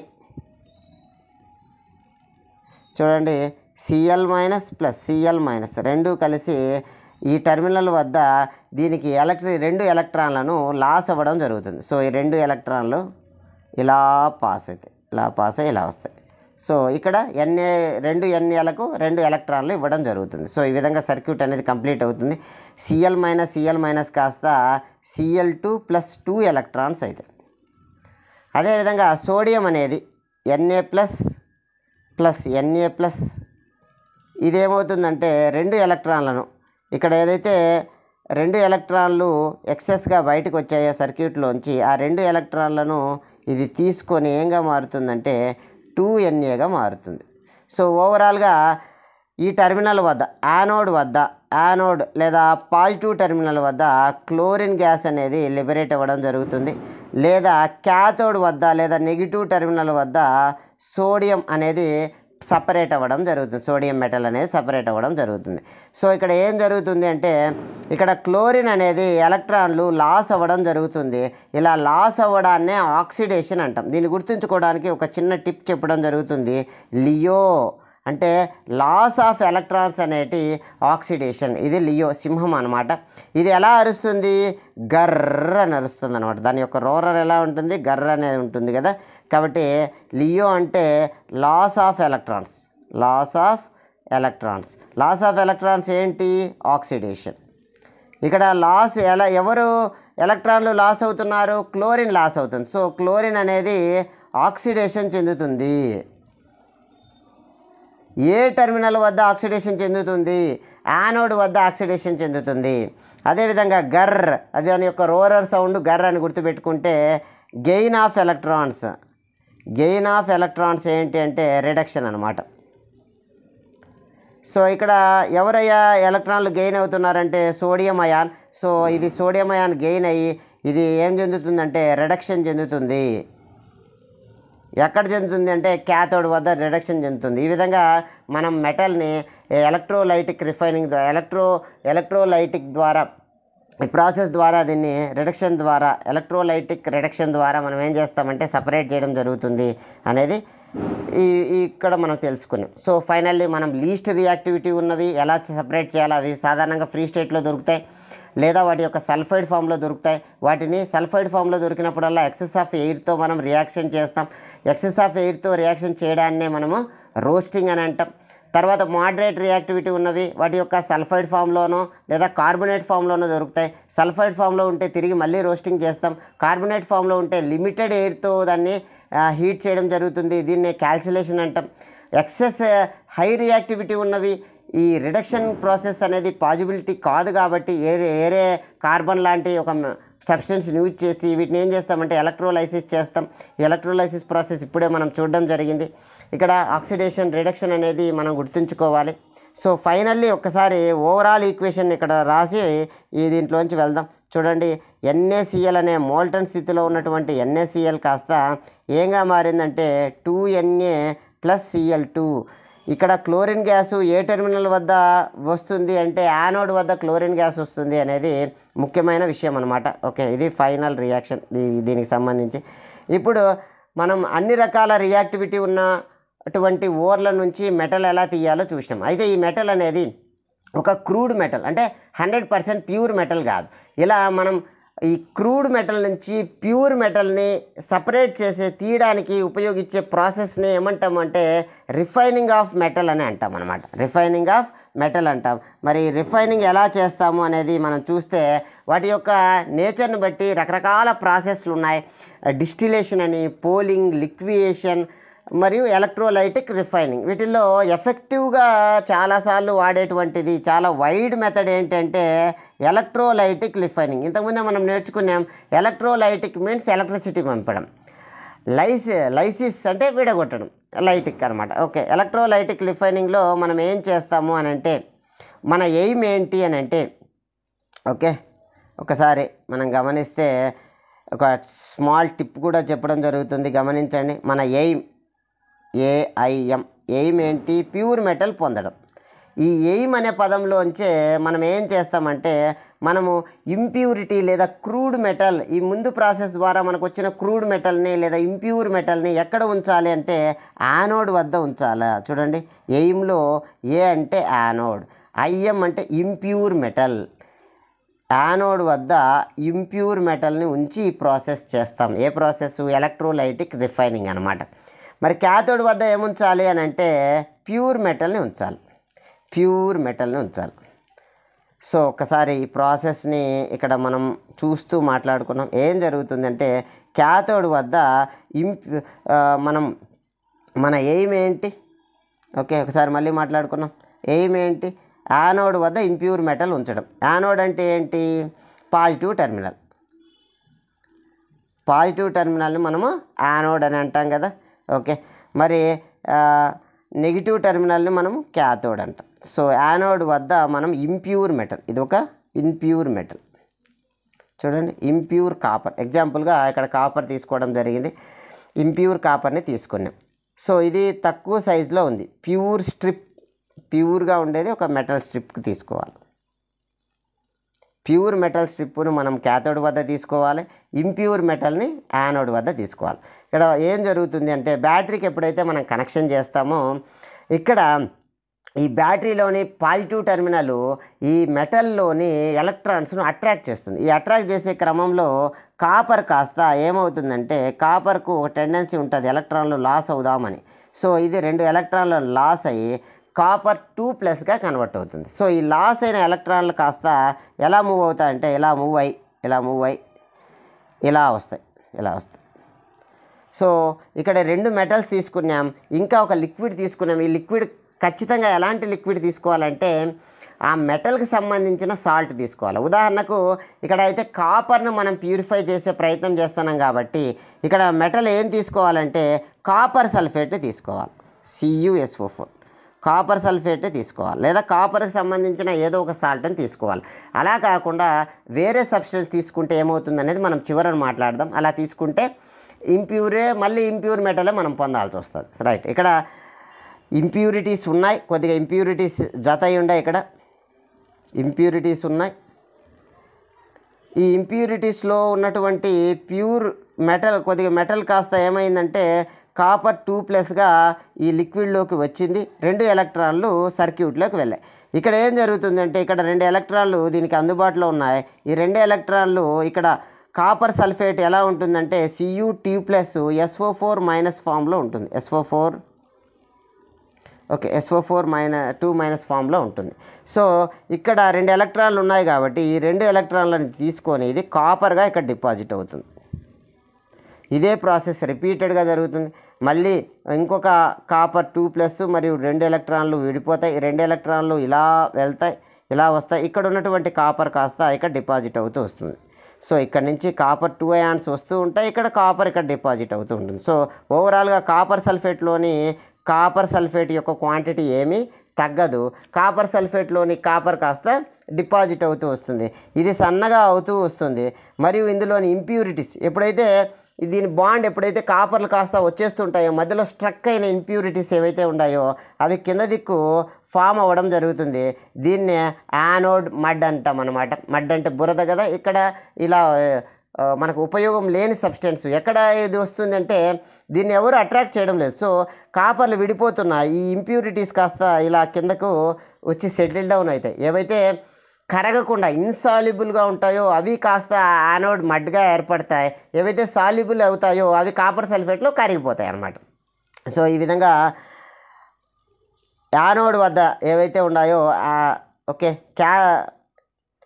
క్యాథోడ్ వద్ద కాస్త ప్యూర్ మెటల్ అనేది మందంగా తయారవుతుంది క్యాథోడ్ వద్ద. మరి యానోడ్ వద్ద మాత్రం మందం కాస్త తగ్గిపోతూ వస్తుంది. సో ఇది జరిగే ప్రాసెస్. ఒకవేళ మనం కాపర్ సల్ఫేట్ కాకుండా ఏ ఐరన్ సల్ఫేట్ తీసుకుంటే ఏం జరుగుతుంది అంటే 2 ఎలక్ట్రాన్లు అందుబాటులో ఉన్నప్పుడు ఐరన్ పోయి డిపాజిట్ అవుతుంది. ఐరన్ డిపాజిట్ కావచ్చు, కాపర్ డిపాజిట్ కావచ్చు. మనం ఒక ప్యూర్ మెటల్ తీసుకొని దాంట్లో కాపరే మనం పొందాలనుకుంటున్నాం. ఐరను కాపరు కలిసిన ఒక ఇంప్యూర్ సబ్స్టెన్స్ను మనం పొందాలి అని అనుకోవడం లేదు. కాబట్టి ఖచ్చితంగా ఈ ప్రాసెస్నే మనం చేయాలన్నమాట. అలా కాకుండా మనం రివర్స్ ప్రాసెస్లో కూడా చేస్తే అంటే క్యాథోడ్ వద్ద ఇంప్యూర్ మెటల్, యానోడ్ వద్ద ప్యూర్ మెటల్ తీస్తే అప్పుడు కూడా ఇక్కడ ఎలక్ట్రాన్లు ఇలా వెళ్తాయి. ఇంప్యూర్ మెటల్ మీద మెటల్ అనేది పోగవుతుంది. ఇంప్యూర్ మెటల్ మీద ప్యూర్ మెటల్ పోగైనప్పుడు ఓవరాల్గా అది ఇంప్యూరే కదా, మనకు ప్యూర్ కావాలి కాబట్టి. సో మనం ఈ ఇన్స్ట్రక్షన్స్ ఫాలో కావాలి. అంటే ఖచ్చితంగా ఎయిమ్ అంటే మనం యొక్క యానోడ్ వద్ద ఇంప్యూర్ మెటల్ని ఉంచాలి. యానోడ్ వద్ద ఇంప్యూర్ మెటల్ ఉంచాలి. మనకు ప్యూర్ మెటల్ ఎక్కడ లభ్యమవుతుంది అని అంటే మనం మెటల్ స్ట్రిప్ని తీసుకుంటాం. ప్యూర్ మెటల్ స్ట్రిప్ను మనం క్యాథోడ్ వద్ద తీసుకుంటాం. దాని మీద ఒక థిక్ లేయర్ ఫామ్ అవుతుంది. అదంతా కూడా ప్యూరే అనమాట. సో ఇది ఓవరాల్గా ఈ ప్రాసెస్. ఇక్కడ ఏం జరుగుతుంది అంటే రెడ్ క్యాట్ అంటే రిడక్షన్ జరుగుతుంది. ఎక్కడ క్యాథోడ్ వద్ద రిడక్షన్ జరుగుతుంది. క్యాథోడ్ వద్ద రిడక్షన్ జరుగుతుంది. నెగిటివ్ టెర్మినల్ వద్ద రిడక్షన్ రియాక్షన్ జరుగుతుంది. రిడక్షన్ అంటే ఓకే ఎలక్ట్రాన్లు ఇక్కడ oxidation LEO loss of electrons. ఎక్కడ లాస్ ఆఫ్ ఎలక్ట్రాన్స్ జరుగుతుంది అంటే యానోడ్ వద్ద లాస్ ఆఫ్ ఎలక్ట్రాన్స్ జరుగుతుంది. మరి ఇక్కడ గర్ అనమాట గెయిన్ ఆఫ్ ఎలక్ట్రాన్స్ ఇక్కడ జరుగుతుంది క్యాథోడ్ వద్ద. రైట్, ఇది ఓవరాల్గా ఇక్కడ జరిగే ప్రాసెస్. రైట్, నెక్స్ట్ దీన్ని ఎలక్ట్రోలైటిక్ రిఫైనింగ్ ఆఫ్ కాపర్ అని అంటారు. మరి ఈ టాపిక్కి సంబంధించి కొన్ని ప్రశ్నలను ఇక్కడ మనం పరిశీలన చేసే ప్రయత్నం చేద్దాం. Define the terms. ఈ టర్మ్స్ను డిఫైన్ చేయమంటున్నారు. మినరల్ అంటే ఏంటి, ఓర్ అంటే ఏంటి, గాంగ్ అంటే ఏంటి, ఒకసారి పరిశీలన చేద్దాం. మినరల్ అంటే these are natural material in which metal or their compounds are found in earth crust అనమాట. ఎర్త్ క్రస్ట్లో ఫౌండ్ చేసినటువంటి భాగాలనే మినరల్ అంటాం. మరి ఓర్ అంటే ఏంటి అంటే these are minerals from which metals can be extracted conveniently or profitably. కన్వీనియంట్గా మరియు ప్రాఫిటబుల్గా మినరల్ నుంచి మెటల్ తీసేటువంటి దాన్ని ఏమంటామంటే ఓర్ అంటాం. మరి గాంగ్ అంటే ఏంటంటే these are unwanted impurities like sand, Rocky material, earth particles, lime stone etcetera అనమాట. ఇవి ఓర్లో ఉన్నటువంటి ఇంప్యూరిటీస్ ఏవైతే ఉన్నాయో వాటిని ఏమంటామంటే గాంగ్ అని అంటాం. నెక్స్ట్ ప్రశ్నను మనం ఒకసారి పరిశీలన చేద్దాం. Name 2 metals which are found in natural free state. సహజమైన స్థితిలో దొరికేటువంటి 2 మెటల్స్ ఏంటి? ఆన్సరు గోల్డ్ మరియు ప్లాటినం అనమాట. AuPt. ఓకే, నెక్స్ట్ అదేవిధంగా what are chemical process used for the obtaining metal from its oxide. వాటి మెటల్కి సంబంధించిన ఆక్సైడ్ నుంచి మెటల్ని ఏ పద్ధతి ద్వారా పొందుతారు అంటే ఇది మోడరేట్ రియాక్టివిటీ అయితే ఏం చేస్తామంటే చూడండి, ఉదాహరణకు జింక్ ఆక్సైడ్ అయితే దాన్ని కార్బన్ అనే రిడక్షన్ ఏజెంట్తో రియాక్షన్ చేపించి డిస్ప్లేస్మెంట్ రియాక్షన్ ద్వారా జింకును సపరేట్ చేయడం అనేది జరుగుతుందన్నమాట. మరి నెక్స్ట్ టాపిక్ను మనం నేర్చుకుంటే అదేంటి అంటే కరోషన్. మనకు మెటల్స్ సాధారణంగా సైకిల్ని తీసుకున్నాం, కొన్నాళ్ళు దాన్ని వాడకుండా అలా వదిలేస్తే అదేమవుతుంది, ఒక బ్రౌన్ కలర్ లేయర్ ఏర్పడుతుంది. దీన్ని తుప్పు పట్టడం లేదా రస్ట్ అవ్వడం అంటాం కదా. అలా కేవలం ఐరన్ మాత్రమే అలా జరుగుతుందా? మిగిలిన మెటల్స్ అలా కరోషన్ చెందవా అంటే మిగిలిన మెటల్స్ కూడా కరోషను చెందుతాయి. వాటికి సంబంధించి ఇక్కడ ఒకసారి మనం పరిశీలన చేద్దాం. You have learn about the following. Corrosion గురించి మనం ఫస్ట్ చాప్టర్లో కూడా చూడడం జరిగింది. ఇక్కడ సిల్వర్ ఆర్టికల్స్ ఏవైతే ఉన్నాయో ఇవి ఎయిర్కు ఎక్కువ రోజులు ఎక్స్పోజ్ అయితే ఏంగా మారుతుందంటే బ్లాక్ కలర్గా మారుతుంది. ఈ బ్లాక్ కలర్ ఏంటి? ఇక్కడ ప్యూర్ సిల్వర్ ఏజీగా ఉంది, ఇక్కడ బ్లాక్ కలర్ ఫామ్ అయింది. ఈ భాగం పేరు ఏంటి అంటే సిల్వర్ సల్ఫైడ్ అనమాట. సిల్వర్ యొక్క సల్ఫైడ్, సిల్వర్ సల్ఫైడ్, ఆ బ్లాక్ కలర్ యొక్క కోటెడ్ భాగం ఏంటి అంటే సిల్వర్ సల్ఫైడ్. అదేవిధంగా కాపర్ కూడా కరోషన్ చెందుతుంది. కాపర్ యొక్క వాస్తవమైన కలర్ బ్రౌను, మరి అది కరోషన్ చెందితే ఏంగా మారుతుందంటే గ్రీన్ కలర్లోకి మారుతుంది. ఎలాంటి పరిస్థితిలో ఇది గ్రీన్ కలర్లోకి మారుతుందంటే మాయిస్ట్ కార్బన్ డైఆక్సైడ్తో ఇది రియాక్ట్ అయినప్పుడు గ్రీన్ కలర్ కోటింగ్ అవుతుంది. మరి ఇది కార్బన్, ఇది కాపరు, మరి ఈ గ్రీన్ కలర్ భాగం ఏంటి అంటే కాపర్ కార్బొనేట్, కాపర్ కార్బొనేట్. ఈ గ్రీన్ కలర్ భాగం ఏంటి కాపర్ కార్బొనేట్ అనమాట. అదేవిధంగా ఐరన్ అనేది మాయిశ్చర్ ఎయిర్కి ఎక్స్పోజ్ అయినప్పుడు ఫ్లిక్కీ బ్రౌన్ కలర్లో ఉన్నటువంటి కోటింగ్ ఏర్పడుతుంది. దీన్నే మనం రస్ట్ అని అంటాం. లేదా iron oxide Fe2O3, ferric oxide లేదా ఐరన్ ఆక్సైడ్ అని కూడా అంటూ ఉంటాం అన్నమాట. మరి ఈ ఐరన్ ఆక్సైడ్ లేదా రస్ట్ ఫామ్ కావడానికి ఎలాంటి కండిషన్స్ ఉండాలి అనే అంశాన్ని మనం ఇక్కడ యాక్టివిటీ రూపంలో ఒకసారి పరిశీలన చేద్దాం.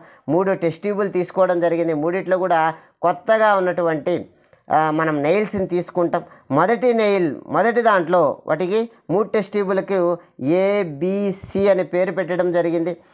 మూడిట్లో కూడా న్యూగా ఉన్నటువంటి కొత్తగా ఉన్నటువంటి నెయిల్ వేస్తాం. మొదటి దాంతో హాఫ్ ఫిల్డ్ వాటర్, సగం వరకు వాటర్ నింపుతాం. అంటే ఇది వాటర్కి అందుబాటులో ఉంది మరియు ఎయిర్ కూడా అందుబాటులో ఉందన్నమాట. ఎయిర్ కూడా అందుబాటులో ఉంది. సో ఒకసారి గమనించండి. ఇది ఏం చేస్తామంటే ఇక్కడ బాయిల్ వాటర్ తీసుకుంటాం. బాయిల్ వాటర్ అంటే బాగా వేడి చేసేస్తాం. బబుల్స్ అన్నీ కూడా వెళ్ళిపోవడం జరుగుతుందన్నమాట. బబుల్స్ వెళ్ళిపోతే అందులో ఆ వాటర్లో ఎయిర్ ఇంకా లేదనమాట. డిజాల్వ్ అయినటువంటి ఎయిర్ లేదు. సో డిజాల్వ్ అయిన ఎయిర్ లేదు. పైన దిక్కు కొద్దిగా ఆయిల్ అనేది కలపడం జరుగుతుంది. సో ఫర్దర్గా గాలి బయట నుంచి వచ్చిన ఎయిర్ నుంచి వచ్చిన ఆక్సిజన్ అనేది కలవడానికి పాసిబిలిటీ లేకుండా ఎయిర్ అనేది తీసుకోవడం జరుగుతుంది. మరియు ఇక్కడ కాల్షియానికి సంబంధించినటువంటి పదార్థాన్ని మనం తీసుకోవడం జరుగుతుంది. ఏం పదార్థం తీసుకుంటామంటే కాల్షియం క్లోరైడ్ అనే పదార్థం తీసుకుంటాం. Anhydrous calcium chloride. ఇదేం చేస్తుంది అంటే కాల్షియం క్లోరైడ్ అనేది ఈ ట్యూబ్లో ఏమైనా ఎయిర్ ఉంటే ఎయిర్ కానీ మరియు ఎయిర్లో ఏదైనా వాటర్ ఉంటే దాన్ని అబ్జార్బ్ చేసుకుంటుంది అన్నమాట. సో అంటే ఈ టెస్ట్ ట్యూబ్లో ఎలాంటి మాయిశ్చర్ లేదు, ఎలాంటి వాటర్ లేదు అని మనం చెప్పుకోవచ్చు. సో ఈ 3 కండిషన్స్ను మనం అప్లై చేసేసి, అంటే మొదటి దానికి వాటర్ని ఎయిర్ రెండు అందుబాటులో ఉంచినాం, రెండో దానికి వాటర్ని మాత్రమే అందుబాటులో ఉంచినాం, మూడో దానికి ఎయిర్ మాత్రమే అందుబాటులో ఉంచినాం. ఇప్పుడు రస్ట్ ఎలాంటి సందర్భంలో ఏర్పడుతుంది అనేది 1 వీక్ జరిగిన తర్వాత మనం గమనిస్తే ఇక్కడ ఉన్న భాగాన్ని మీరు పరిశీలన చేస్తే ఇక్కడ రస్ట్ ఫామ్ అవ్వడాన్ని మనం గమనించవచ్చు. గమనించండి, ఇక్కడ కంపేర్ చేయండి. చూడండి, ఇక్కడికి చూస్తే కొద్దిగా మార్పు అనేది రావడం జరిగింది. ఇక్కడ రస్ట్ అనేది ఫామ్ అయిందనమాట. సో ఓకే, గమనించండి, ఇక్కడ ఈ భాగంలో కోటింగ్ ఏర్పడింది. Fe2O3 ఫెర్రిక్ ఆక్సైడ్ లేదా ఐరన్ ఆక్సైడ్ అనేది ఏర్పడడం జరిగింది. మరి ఇక్కడ మాత్రం నో చేంజ్, ఎలాంటి మార్పు జరగలేదు. 1 వీక్ జరిగినప్పటికీ కూడా నో చేంజ్, ఎలాంటి మార్పు జరగలేదు. ఇక్కడ కూడా నో చేంజ్. సో మనం దీన్ని బట్టి ఏం చెప్పచ్చు అంటే ఈ రస్ట్ ఫామ్ కావడానికి ఎలాంటి కండిషన్స్ ఉండాలంటే మాయిశ్చర్ ఎయిర్ కండిషన్ ఉండాలి, వాటర్ ఉండాలి, ఎయిర్ ఉండాలి. అలాంటి సందర్భంలోనే రస్ట్ అనేది ఫామ్ అవుతుంది అని మనం చెప్పచ్చు. మరి ఈ టాపిక్కి సంబంధించి కొన్ని ప్రశ్నలను మనం పరిశీలన చేసే ప్రయత్నం చేద్దాం. When silver exposed to air for long time colour and name the forming coating. ఆడ ఫామ్ అయినటువంటి కోటింగ్ యొక్క పేరేంటి, దాని కలర్ ఏంటి అని అడుగుతున్నారు. Black silver carbonate, black silver sulphide, green silver oxide, green silver sulphide. So సరైన సమాధానాన్ని కామెంట్ రూపంలో తెలియజేయగలరు. మరి నెక్స్ట్ ప్రశ్నను మనం పరిశీలన చేద్దాం. When copper exposed to air for long time. Copper అనేది ఎయిర్కి ఎక్స్పోజ్ అయితే ఎక్కువ కాలం, మరి దాని యొక్క కలరు మరియు నేమ్ ఆఫ్ ఫార్మింగ్ కోటింగ్ అనమాట. ఆ కోట్ అయినటువంటి ఆ లేయర్ యొక్క కలర్ ఏంటి, దాని యొక్క కెమికల్ నేమ్ ఏంటి అని అడుగుతున్నారు. Brown copper sulphide, black copper carbonate, green copper sulphide, green copper carbonate. సరైన సమాధానాన్ని కామెంట్ రూపంలో తెలియజేయగలరు. మరి నెక్స్ట్ ప్రశ్నను మనం పరిశీలన చేద్దాం. When iron exposed to air for long time colour and name of the coating అనమాట. చూడండి, black iron sulphide, green iron carbonate, brown iron oxide, brown iron sulphide. సరైన సమాధానాన్ని కామెంట్ రూపంలో తెలియజేయగలరు. మరి కరోషన్ అనేది చెందడం వల్ల మనకు చాలా లాస్ కదా. మరి కరోషన్ని మనం ఎలా ప్రివెంట్ చేయాలా అనే అంశాన్ని మనం చూస్తే రస్టింగ్ ఆఫ్ ఐరన్ అనేది ప్రివెంటెడ్. ఎలా మనం ప్రివెంట్ చేయొచ్చు అంటే ఇక్కడ కొన్ని మెథడ్స్ ఇచ్చినారు. పెయింటింగ్, వాటి మీద పెయింటింగ్ చేయడం, ఎందుకంటే ఆక్సిజన్ తగలనీయకుండా చేయడం, మాయిశ్చర్ తగలనీయకుండా చేయగలిగితే మనం రస్టింగ్కి ఆ రెండే కదా కారణం. ఈ రెండిట్లో ఒకటి కానీ రెండింటిని కానీ మనం సక్సెస్ఫుల్గా కట్ చేయగలిగితే అక్కడ రస్ట్ ఏర్పడేదానికి పాసిబిలిటీ లేదనమాట. సో ఆయిల్ వాటిపైన ఆయిల్స్ పూయడం ద్వారా ఆక్సిజన్ అనేది వాటికి చేరకుండా చేయొచ్చు. అదేవిధంగా గ్రీజింగ్, వాటిపైన గ్రీజ్ పూయడం. నెక్స్ట్ గాల్వనైజింగ్ అంటే ఏందో మనం చూద్దాం. అదేవిధంగా క్రోమ్ పెయింటింగ్ మరియు యానోడైజింగ్ అనేది మనం ముందు వీడియోలో కూడా చూసినాం. అల్యూమినియాన్ని వేడి చేసినప్పుడు అల్యూమినియం ఆక్సైడ్ అనేటువంటి ఒక లేయర్ అనేది ఆ మెటల్ మీద ఫామ్ అయింది. సో అది ఒక ప్రొటెక్టింగ్ లేయర్ లాగా పనిచేసింది. సో ఇలా ఫామ్ కావడాన్ని యానోడైజింగ్ అని అంటాం అనమాట. మేకింగ్ అల్లాయిస్ అంటే ఏంటి అనేది కూడా మనం చూద్దాం. గాల్వనైజింగ్ అంటే ఏంటి, అల్లాయిస్ అంటే ఏంటి చూద్దాం. గాల్వనైజింగ్ అంటే ఏంటి అని అంటే స్టీల్ లేదా ఐరన్. స్టీల్కి ఐరన్కి తేడా ఏంటి అంటే ఐరన్కు కొంచెం భాగంలో చూడండి 0.05 భాగంలో ఐరన్కి మనం కార్బన్ని యాడ్ చేస్తే దాన్ని ఏమంటామంటే మనం స్టీల్ అంటాం అనమాట. స్టీల్ లేదా ఉక్కు అని అంటాం. ఎందుకు ఇలా కార్బన్ని కలపాలంటే వాస్తవమైన ఐరన్ అనేది చాలా సాఫ్ట్గా ఉంటుంది, ఈజీగా దాన్ని స్ట్రెచ్ చేయొచ్చు, లాగేయచ్చు. మనకు అలా ఉండకూడదు కదా. ఐరన్ ఎలా ఉండాలి, హార్డ్గా ఉండాలి. సో ఇలా స్ట్రాంగ్గా మారడం కోసం మనం కొంచెం పర్సెంట్లో 0.05% కార్బన్ని మనము యాడ్ చేయడం ద్వారా ఇలా స్ట్రాంగ్గా మార్చచ్చు. మరి గాల్వనైజింగ్ అంటే ఏంటి అంటే ఈ స్టీల్గా మారిన దానికి ఏం చేస్తామంటే పైన ఒక జింక్ మెటల్తో లేయర్ పూయడం జరుగుతుంది. ఈ జింక్ మెటల్తో లేయర్ వేయడం వల్ల జింక్ అనేది ఐరన్ కన్నా హై రియాక్టివిటీ ఉన్నటువంటి ఒక మెటల్. సో వచ్చిన ఆక్సిజను ఈ లేయర్ అడ్డంకిగా ఉంది కాబట్టి జింక్తో రియాక్ట్ అయ్యి జింక్ కొన్నాళ్ళకి వెళ్ళిపోతుంది. జింక్ వెళ్ళిపోయినప్పటికి కూడా సరౌండింగ్స్లో కొద్ది గ్యాప్ వచ్చినప్పటికి కూడా ఈ ఐరన్ను రస్ట్ కానియదు. ఎందుకనంటే జింక్ అనేది హైలీ రియాక్టివ్. వచ్చిన ఆక్సిజను ఐరన్తో రియాక్ట్ అయ్యేలోగానే జింక్తో రియాక్ట్ అవుతుంది. కాబట్టి ఈ విధంగా చాలా రోజుల వరకు ఈ జింక్ అనేది ప్రొటెక్షన్ చేస్తుంది. ఈ ఐరన్ పైన లేదా స్టీల్ పైన జింక్ లేయర్గా వేయడాన్నే ఈ ప్రాసెస్నే మనం ఏమంటామంటే గాల్వనైజేషన్ అని అంటాం అన్నమాట. సో అల్లాయింగ్ అనేది నెక్స్ట్ మరొక విషయం. అల్లాయింగ్ అంటే రెండు మెటల్స్ను లేదా ఒక మెటల్ను ఒక నాన్ మెటల్ను కలిపే ప్రాసెస్ని హోమోజీనియస్గా మిక్చర్గా అంటే కలిసిపోయిన తర్వాత అది వేరుగా ఇది వేరుగా కాకుండా ఒక యూనిఫామ్ సబ్స్టెన్స్గా కన్వర్ట్ అవ్వడాన్ని హోమోజీనియస్ సబ్స్టెన్స్ అంటాం. ఇలా రెండు మెటల్స్ లేదా ఒక మెటల్ ఒక నాన్ మెటల్ కలిసి హోమోజీనియస్ సబ్స్టెన్స్గా ఏర్పడితే దాన్ని ఏమంటామంటే అల్లాయ్ అంటాం అన్నమాట. మనం నిత్య జీవితంలో దొరికే కొన్ని అల్లాయ్స్ను ఇక్కడ మనం పరిశీలన చేద్దాం. ఓకే చూడండి, అల్లాయ్స్ను కానీ మనం పరిశీలన చేస్తే బ్రాస్ అనేది ఒక అల్లాయ్. ఇది కాపరు జింకు మనకు కలవడం ద్వారా ఈ అల్లాయ్ ఏర్పడుతుంది. బ్రాంజ్, ఈ బ్రాస్ను మనం సాధారణంగా ఇత్తడి అంటాం. ఇత్తడి వస్తువులు వాడుకుంటూ ఉంటాం కదా, ఇందులో కాపరు మరియు జింక్ అనేవి ఉంటాయి. మరి బ్రాంజ్ దీన్నే కంచు అని అంటాం.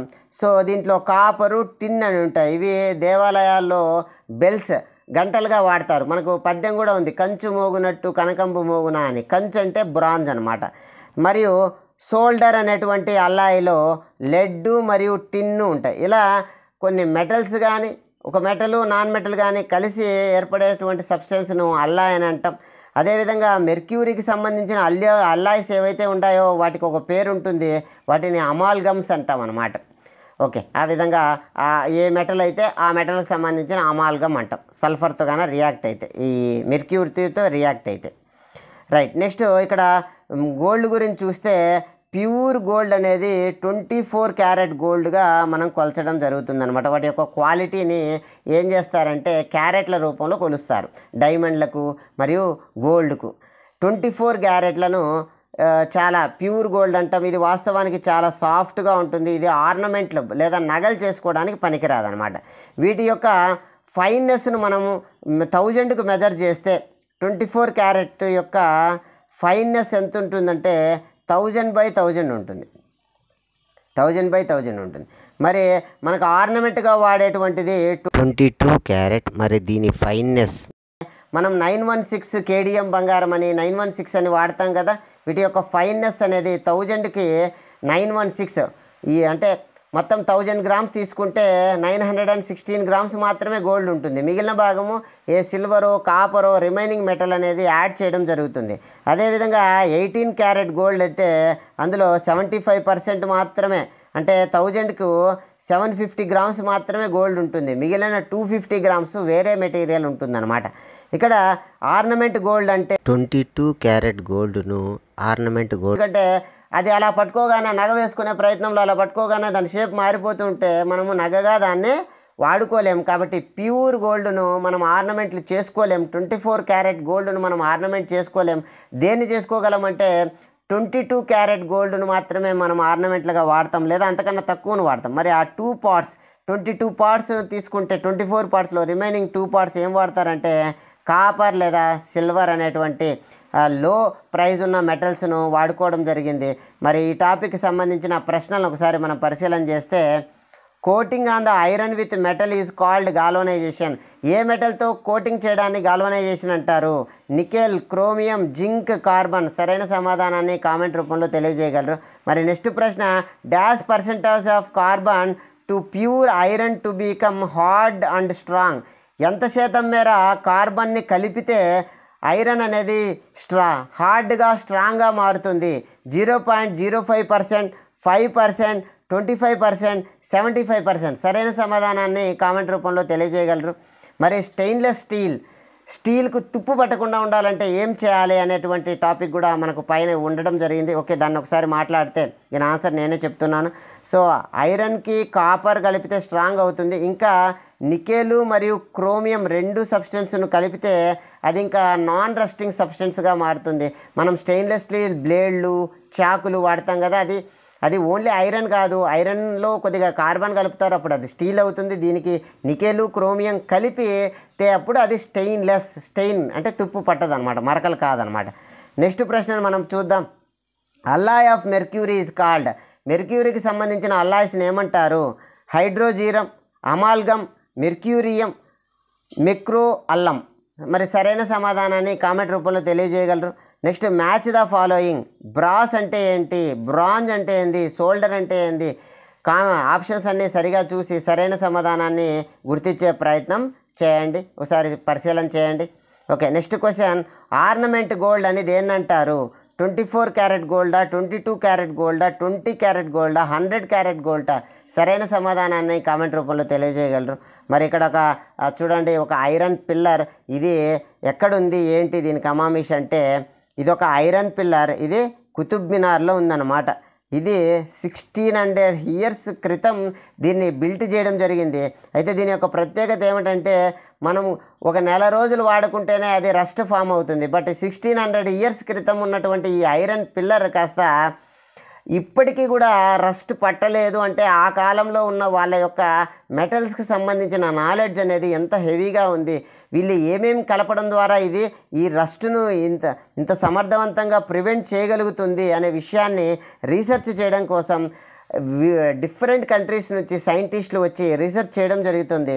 దీని యొక్క హైట్ 8 మీటర్స్, మరి వెయిట్ వచ్చి 6 టన్స్ లేదా 6000 కేజీస్ వెయిట్ ఉంది. ఇందులో రీసెర్చ్ యొక్క ఫలితం ఆధారంగా ఇందులో ఐరన్కి సంబంధించి ఐరన్తో పాటు సల్ఫర్ కంటెంట్ అనేది ఎక్కువగా ఉండడం, దీన్ని బాగా వేడి చేసినటువంటి ఐరన్తో దీన్ని చేయడం అనేది 98% ఆఫ్ ఓర్న్ ఐరన్ మరియు హై పర్సెంటేజ్ ఆఫ్ సల్ఫర్ కంటెంట్లు ఉండడం చేత ఇది ఈ విధంగా ప్రవర్తిస్తుంది అని రికగ్నైజ్ చేయడం జరిగిందనమాట. ఓకే, మరి ఫైనల్లీ ఈ చాప్టర్లోని చివరి ప్రశ్నలను ఒకసారి మనం పరిశీలన చేస్తే, ఈ టాపిక్కి సంబంధించి మెటాలిక్ ఆక్సైడ్, జింక్, మెగ్నీషియం మరియు కాపర్కి సంబంధించి వేడి చేస్తే ఏది దేంతో రియాక్ట్ అవుతుంది, ఏది డిస్ప్లేస్ చేయగలుగుతుంది అనేది ఇక్కడ ప్రశ్న ఇవ్వడం జరిగింది. ఇక్కడ మొదటగా మనం గమనిస్తే ఇక్కడ ఉన్న మెటల్స్లో మెగ్నీషియం అనేది ఎక్కువ రియాక్టివిటీ, తర్వాత జింకు, తర్వాత కాపర్ అనమాట. అంటే చూడండి, జింక్ ఆక్సైడ్ అనేది జింకుతో రియాక్షన్ మనం చేయనక్కర్లేదు. మెగ్నీషియం అనేది జింక్ కన్నా ఎక్కువ రియాక్టివిటీ ఉంది కాబట్టి అది మెగ్నీషియం ఆక్సైడ్గా మారుతుంది, అంటే డిస్ప్లేస్మెంట్ అనేది జరుగుతుంది. మరి కాపర్ అనేది జింక్ కన్నా తక్కువ రియాక్టివిటీ కాబట్టి ఇక్కడ డిస్ప్లేస్మెంట్ రియాక్షన్ జరగదు. నెక్స్ట్ మెగ్నీషియం అందరికన్నా ఎక్కువ కాబట్టి దీన్ని జింక్ కానీ అదే సబ్స్టెన్స్ కాబట్టి దాంతో రియాక్షన్ రాయనక్కర్లా. కాపర్ కానీ రియాక్షన్ జరపలేదు. కాపర్ అనేది అందరికన్నా తక్కువ రియాక్టివిటీ, ఇది జింకు దాన్ని డిస్ప్లేస్మెంట్ చెందించగలదు మరియు మెగ్నీషియం కూడా దాన్ని డిస్ప్లేస్మెంట్ చెందించగలదు అనమాట. సో ఓకే, మరి నెక్స్ట్ ప్రశ్న, which metal do not crore easily? A metal అంత ఈజీగా కరోషన్కి లోను కాదు అని అంటే మనకు తెలుసు గోల్డ్ మరియు ప్లాటినం అనేటి అంత ఈజీగా అవి రియాక్షన్ అనేటి చెందవన్నమాట. నెక్స్ట్ వాట్ ఆర్ అల్లాయ్స్ అంటే ఏంటి? An alloy is a homogeneous mixture 2 or more metal and non metal homogeneous మిక్చర్గా ఏర్పడితే దాన్ని ఏమంటామంటే అల్లాయ్స్ అంటాం. బ్రాంజ్ అనేది ఒక అల్లాయ్, ఇందులో కాపరు మరియు టిన్ కలిసి ఉంటాయనేది ఇక్కడ ఇవ్వడం జరిగింది. ఓకే, ఎనీవే ఈ వీడియో ఇంతటితో సమాప్తం, ఈ చాప్టర్ ఇంతటితో సమాప్తం. మరొక చాప్టర్తో మరో వీడియోలో మళ్ళీ కలుసుకున్నాం. ఈ వీడియో చూసినందుకు ధన్యవాదాలు. మరిన్ని మంచి వీడియోల కోసం మన ఛానల్ని సబ్స్క్రైబ్ కాగలరు. Thank you one and all.